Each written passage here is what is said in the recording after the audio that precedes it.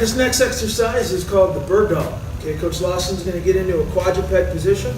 That's on hands and knees. You want to make sure the hands are directly under the shoulders, the knees are under the hips. All right, we like to call this a 6-point stance. Right, so 6 points: 2 hands, 2 knees, and 2 feet.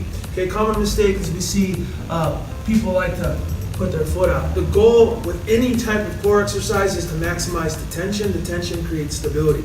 All right, so by flexing the ankle and maintaining the extra 2 points, taking it into a 6-point stance, we have a better base of support. Okay, make sure we create tension through the shoulder, pull the abs up, and we're going to go ahead and reach with our left arm, and extend with the right leg. We're going to hold it here.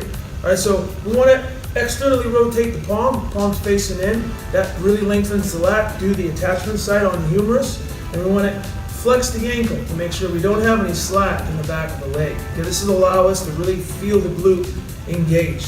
With this exercise, focus on keeping the hips and the shoulders parallel to the floor, pulling the belly button in. Coach Lawson's holding an isometric contraction, which is good for beginners to learn and feel where the tension should be coming from, especially from the shoulder of the planted arm.